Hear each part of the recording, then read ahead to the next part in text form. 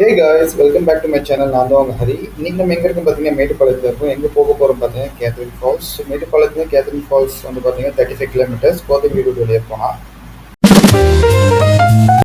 நம்ம இப்போ Catherine falls போயிட்டுருக்கோம் கோத்தகிரி ரூட் வழியாக. இதில் ஒரு முக்கியமான விஷயம் என்ன அப்படின்னா வந்து நீங்கள் கேத்ரின் ஃபால்ஸ் போகணுன்னா கோத்தகிரி ரூட் எடுத்தால் மட்டும் தான் கேத்ரின் ஃபால்ஸ் போக முடியும். நீங்கள் டேரெக்டாக ஸ்ட்ரெயிட்டாக ஊட்டி ஒரு ரூட் இருக்குது, அந்த ரூட் எடுத்திங்கன்னா போக முடியும், சுற்றிட்டு வர மாதிரி இருக்கும். ஸோ அந்த ஒரு மெயின் ஜங்ஷன் இருக்கும் உங்களுக்கு மேட்டுப்பாளையத்தில், ஓகேங்களா? அந்த இடத்துல நீங்கள் நின்றீங்க அப்படின்னாவே தெரியும். உங்களுக்கு ஆப்போசிட்டில் மேலே பார்த்தீங்கன்னா போர்டு இருக்கும். அந்த போர்டில் வந்து ஸ்ட்ரெயிட்டாக போனால் வந்து ஊட்டி அண்ட் குன்னூர், ரைட்டில் வந்தீங்கன்னா கோத்தகிரின்னு போட்டிருக்கும். ஸோ கோத்தகிரி பிடிச்சிங்கன்னா நீங்கள் ஈஸியாக வந்து கேத்ரின் ஃபால்ஸ் போயிடலாம்.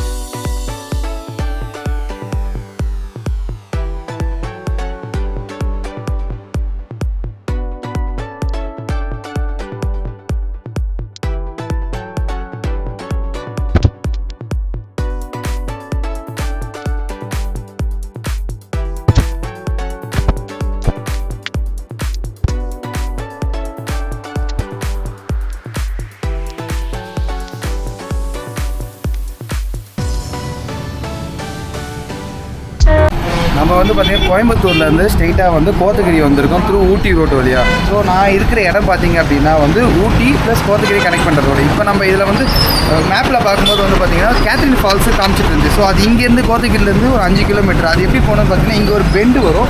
ஸோ இந்த பெண்டு நீங்கள் மிஸ் பண்ணிட்டீங்கன்னு சொன்னால் டேரெக்டாக நீங்கள் ஊட்டிக்கு போகிற மாதிரி தான் இருக்கும். ஸோ இதுதான் அந்த பெண்டு. இந்த பெண்டை கிராஸ் பண்ணி வந்தீங்கன்னா ஸ்ட்ரெயிட்டாக போனால் கேத்ரின். இது இங்கேருந்து 4 கிலோமீட்டர். காய்ஸ் இப்போ கரெக்டாக எங்கே இருக்குன்னு பார்த்தீங்கன்னா கேத்ரின் ஃபால்ஸ்.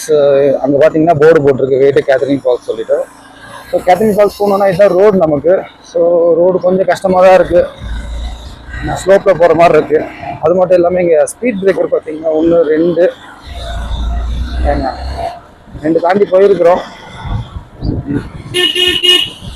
இந்த ரோடு வந்து பார்த்தீங்கன்னா இங்கேருந்து பார்த்தீங்கன்னா 5.2 கிலோமீட்டர் காட்டுது. ஸோ இப்போ டவுனாக போகுது, பார்க்கலாம் எப்படி இருக்குன்னு சொல்லிட்டு. ஸோ இந்த ஃபால்ஸ் பார்த்தீங்கன்னா ரொம்ப ஒரு அட்வென்ச்சராக இருக்குன்னு சொல்கிறாங்க. ரெண்டாவது வந்து இது ஃபாரஸ்ட் டேக் கேர் பண்ணிட்டாங்களாம்மா.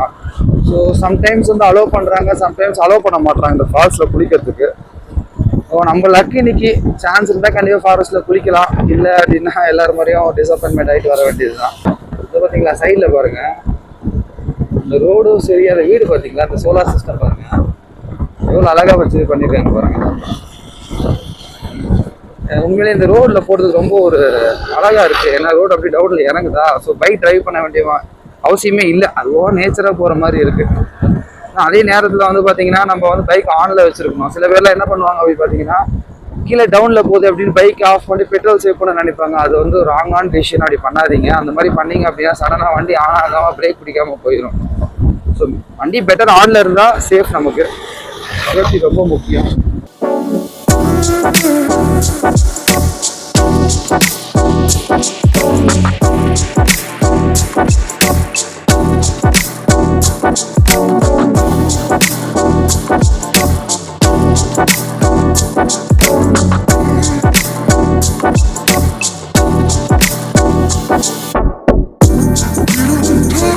இப்போ நம்ம கேத்ரின் ஃபால்ஸில் இருக்கோம். ஸோ இந்த ஃபால்ஸில் குளிக்கலான்னு ரொம்ப ஆசையாக வந்தோம். கடைசி நிமிஷத்தில் என்ன சொல்லிட்டாங்கன்னா தண்ணியோட ஃப்ளோ அதிகமாக இருக்குன்னு சொல்லிட்டு குளிக்க முடியாதுன்னு சொல்லிட்டாங்க. ஜஸ்ட் வியூ மட்டும் தான் பார்க்க முடியும்னாங்க. ஸோ சார் ரொம்ப ஏமாற்றம் ஆகிடுச்சு.